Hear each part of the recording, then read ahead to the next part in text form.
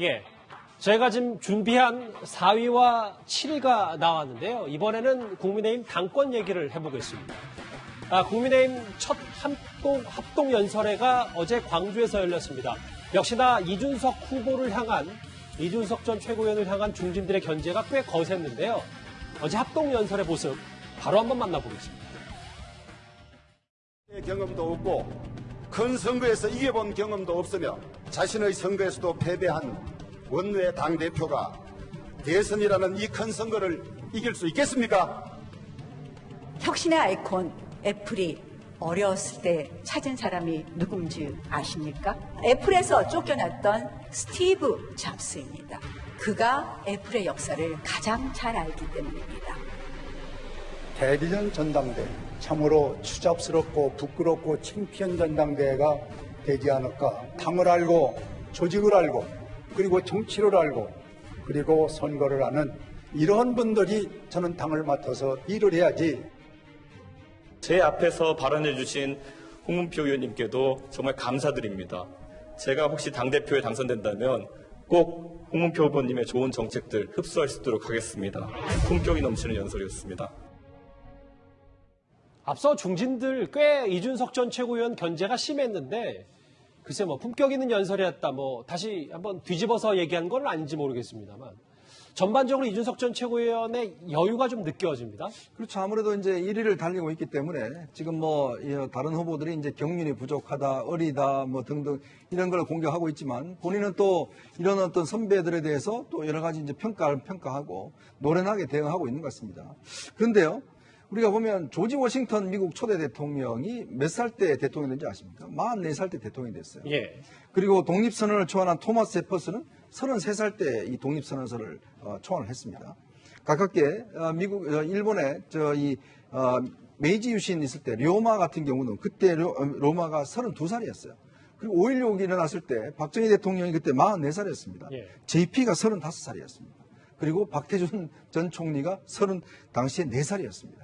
그러니까 이런 걸만 비춰봐도 이준석 지금 후보 같은 경우 36이잖아요. 그러니까 자꾸 나이로 어리다, 경험이 없다, 원내 경험이 없다. 저는 이런 식으로 중진들이 이준석 후보를 비판하는 각도는 오히려 이준석 후보한테 도움이 된다는 생각이 들어요. 오히려 그것보다는 본인이 가지고 있는 장점들을 더욱더 강조를 해야 되는데 지금 이제 처음 이루어진 광주 연설 오늘 아마 저녁에 이제 TV 토론이 오늘 열리잖아요. 그렇죠. 그러니까 지금 저는 나경원 후보나 지금 조호영 후보가 지금 타켓을 이제 이준석 후보를 겨냥을 해서 자꾸 경험이 부족하다 원내대표를 하는데요. 오히려 이거는요, 제가 볼 때는 그렇게 아픈 공격이 아닌 것 같아요. 오히려 자기의 장점, 경륜을 강조하면 되는데 상대방을 자꾸 공격해서 비교 우위를 하려고 하는데 예. 나이 같고 그다음에 젊다는 거 같고 이렇게 비판하는 것은 오히려 더 역공을 맞을 가능성이 저는 있다고 봅니다. 그 반면에 이준석 후보 같은 경우는 지금 홍명표 후보 가장 지금 연장자잖아요. 맞아요. 그러니까 그 연설에 대해서 굉장히 평가를 하고 이런 모습 자체가 오히려 더 플러스가 될 수 있는 것인데 그러니까 앞으로 이제 경선 기간이 좀 남아있기 때문에 저는 조영 후보나 나경원 후보가 상대를 하려면 좀 전략을 바꿔야 되지 않을까 그런 생각이 듭니다. 얼마나 이준석 전 최고위원이 자신감과 여유가 생겼냐면요. 이런 말도 덧붙였습니다. 제가 참 호랑이 등에 탔습니다. 제가 이번에 전당대 타고 보니까 호랑이 등이더라고요. 그런데 결국에는 호랑이를 탄 것이기 때문에요. 호랑이를 옳은 방향으로 이끌면은 지금 이미 약간 기성 정치인들의 어쨌든 패기 없음과 그리고 보신주의에는 충분히 맞설 수 있다. 저는 세대 교체를 뛰어넘는 큰 체질 변화가 있을 것이다 이렇게 봅니다. 새로운 여론조사, 토요일 여론조사 결과입니다. 5월 29일. 이준석 40.7, 나경원 19.5, 주호영 7.2. 근데 구자용 차장. 네.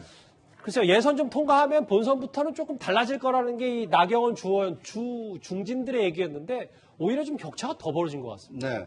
그러니까 이제 이번 그 국민의힘의 전당대회는 역대 국민의힘 당대표를 선출하는 전당대회와는 그 정치적 의미가 상당히 좀 다릅니다. 왜냐하면 과거 전당대회에서 뽑힌 당대표의 경우에는 총선이든 지방선거든 공천권을 행사하는데 상당히 영향력을 행사했습니다. 그런데 이번에 선출되는 전당대회의 당대표는 내년 대선에서 승리를 가져오지 못하면 당대표직을 유지할 가능성이 굉장히 낮습니다. 예. 그러니까 지상 과제가 내년 대선에서 어떤 경선을 치러내서 이 정권 창출을 할 것이냐. 여기에 지금 초점이 모여져 있는 것입니다. 그러다 보니까 지금 새로운 바람을 일으킬 후보가 누구냐.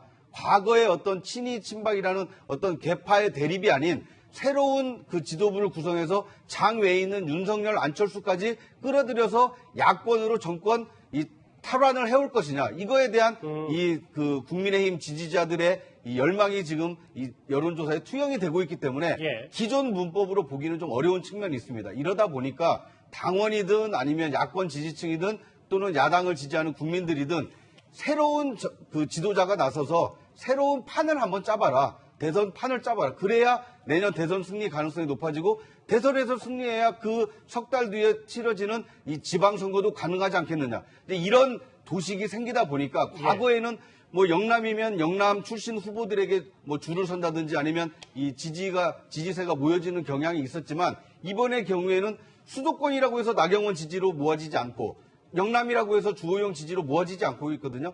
이준석 현상이라는 것은 야당 지지층의 당원이든 야당 지지를 하는 국민이든 내년 대선이 더 중요하다. 대선에서 정권 창출을 만들어낼 조건을 누가 더 충족시키고 있느냐. 이렇게 좀 보여지고 있는 것 같습니다. 그래서 이준석 불폭이 있는 것이다. 장혜철 평론가님. 그런데 이게 이 여론조사, 지금 선거 판세라만 보면 분명히 중진들은 이기려고만 한다면 단일화를 해야 되는데 또 단일화가 또 명분이 없다. 뭐 이런 얘기까지 나오면 단일화 변수 앞으로 쭉 없을 수밖에 없는 겁니까? 단일화 저는 쉽지 않을 거라고 생각합니다. 일단 명분이 없기 때문이고요. 이준석 후보를 제외한 나머지 4명의 후보 선수를 합하면 18선이라고 하지 않습니까? 이 18선에 해당하는 4명의 후보가 0선의 젊은 후보 잡기 위해서 단일화 한다는 것은 정치적으로 당장 눈앞의 실익보다는 얻는 것보다는 잃는 게 너무 더 많은 그런 악수가 될 수 있습니다. 그리고 지금 제가 이 캠프의 분위기를 들어보니 여론조사는 이렇게 나오고 있지만 이번에 본경선 같은 경우는 당원 투표를 단순히 여론조사로 하는 게 아니라 1차 모바일 투표를 하게 되고요. 그 모바일 투표를 하지 않은 선거인단에게는 2차로 또 ARS 투표의 기회까지 부여를 합니다. 그러다 보니까 조직에서 강세를 가지고 있는 주호영 후보나 나경원 후보가 상당히 그래도 우리가 뒤집을 수 있다는 자신감을 가지고 있는 것 같아요. 근데 2등 후보, 3등 후보가 각각 자신감을 가지고 있기 때문에 2, 3등 후보의 단일화가 실현되기란 현실적으로 대단히 어렵겠죠. 그렇다면 이 현상이 계속되는 가운데 중진표는 갈라지고 이준석 후보는 이 1차 투표에서 얻었던 표 정도만 지켜도 산술적으로는 당대표 당선되는 게 불가능하지 않은 그러한 상황이 전개되고 있지 않은가 싶습니다. 물론 이거는 아직까지 여론조사 결과고요. 아직 열흘 넘게 본선거가 남았기 때문에 먼저 판세를 다 단언할 수는 없을 겁니다. 그런데 야당 내부뿐이 아니라 친여 방송인인 김어준 씨도 본인 방송에서 이런 언급까지 했습니다. 지금 바람이 유승민 전 의원과는 무관한 거죠. 젊고 인지도 있고 자기 주장도 강하고 마케팅 능력도 있고 장점이죠. 근데 의정 경험이나 공직 경험이나 직장 생활이나 사회생활 경험은 또 없다는 게 단점인데 물론 이제 본인이 대표가 돼서 이런 우려를 뛰어넘는 성과를 내면 우리 정치에 큰 이정표가 남겠죠. 뭐 부정적인 시각도 있었지만 우리 정치에 큰 이정표가 될 것이다. 여당의 유력 대선 주자 가운데 한 명인 이재명 지사는 이준석 후보가 선전했으면 좋겠다. 이준석 현상이라는 표현까지 있었어요. 예, 뭐 아무래도 정치권 전체가 기존에 좀 고인물이 좀 강하다. 특히 이제 86세대 중심으로 너무 오랫동안 그 86세대가 처음 정치를 시작할 땐 30대였습니다. 근데 벌써 이제 86세대가 60대에 이르렀는데도 불구하고 그 86세대에 대한 정체가 좀 심했던 거 아니냐 이런 반성들이 좀 있거든요. 그런 부분에 대한 이제 국민적 어떤 기대 내지는 희망 이런 것들이 좀 담겨 있다고 보는데요.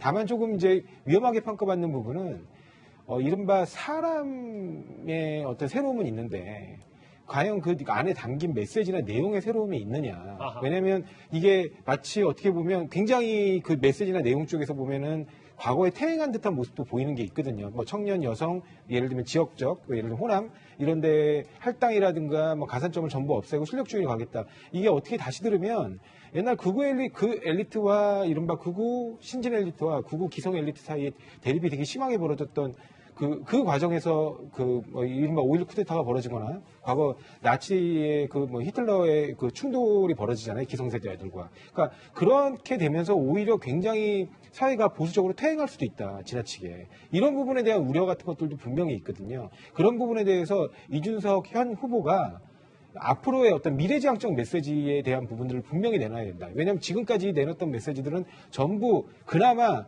보수 정당에서조차 사회의 변화를 조금 담아서 변화해 왔던 모습들을 다시 원점으로 되돌리는 그런 메시지이기 때문에 만약에 그렇게 간다면 오히려 국민의힘이 국민들로부터 선택받을 수 있을 것인가. 그렇게 따지면 오히려 이제 민주당이나 여당 입장에서는 오히려 더 수월할 수도 있어요. 그렇기 때문에 그런 부분에 대한 이준석 후보 본인의 생각과 국민의힘의 지지자들 내지는 예. 국민의힘 본인 그 당의 생각도 한번 충분히 고려해봐야 될 겁니다. 근데 조상호 부대변인 말씀 중에 아까 뭐 네. 나치 히틀러라는 비유를 쓰셨는데 네. 사실 오늘 오전에 같은 당의 박진영 부대변인이 뭐 이준석 전 최고위원을 가르쳐서 나치 히틀러 발언했다가 또 막 여러 논란이 있었는데. 왜냐면 예. 그 히틀러가 처음에 그 예. 노동당 독일 노동자당인가요? 그 당수를 한 게 30대 초반입니다.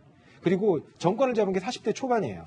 그러니까 그때 결국에는 그러면 어떻게 교체됐나요? 극우에서 극우로 교체된 거거든요. 그러니까 그리고 우리가 예전에 얘기한 것처럼 그 옛날 6사 8기생들이 쿠데타를 일으킨 가장 큰 동기가 뭐라고 하죠? 보통 그 위에 인사적체 때문에 그런 거거든요. 알겠습니다. 그러니까 그런 부분들 때문에 결국에 엘리트에서 엘리트로 교체되는 거라면 그 안에 빠져있는 많은 서민들이라든가 소외받은 사람들은 다 어디로 가야 되는 거냐. 그 사람들을 담는 정치 메시지는 그다음에 정치의 메신저는 누가 되는 것이냐. 그 부분에 대한 이제 문제점들이 분명히 남는 거거든요.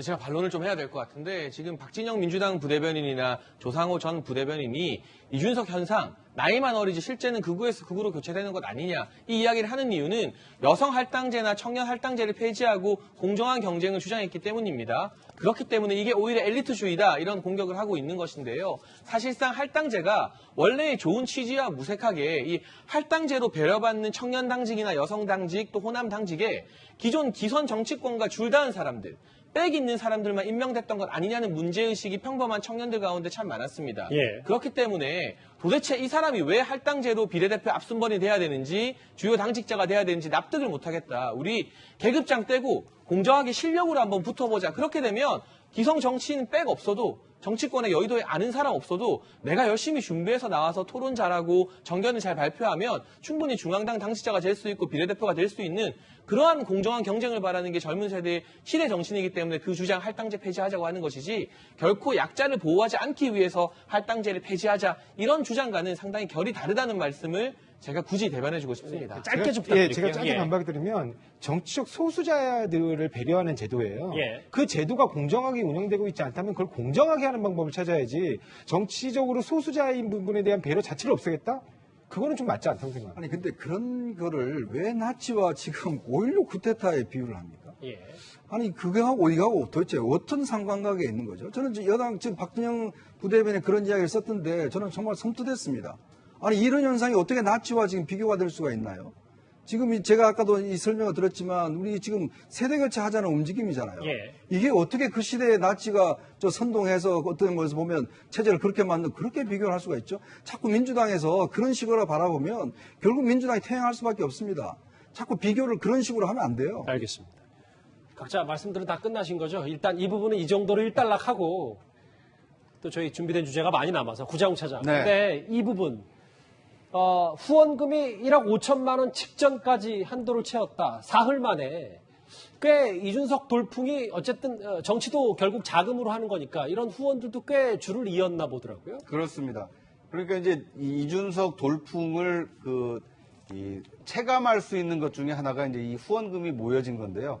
그러니까 여론조사 지지율에서도 높게 나왔지만 단순히 그것이 일시적인 인기가 아니라 이준석을 도와서 당대표를 만들어 보겠다라는 어떤 이제 그 성금, 이 성의가, 이 성금이 이 3일 만에 이렇게 1억 5천만 원을 다 채우는 것으로 나타났습니다. 한 가지 또 주목할 것은요, 1억 5천만 원 중에 고액 후원자는 몇 명 되지 않습니다. 아, 다 소액입니다. 그렇습니다. 이게 만 원에서 뭐 10만 원. 이 사람들이 한 2,500명 정도의 후원자가 모였다고 하니까 그만큼 다수의 사람들이 이준석 당대표를 원하고 있다. 이렇게 볼 수 있을 것 같습니다. 예.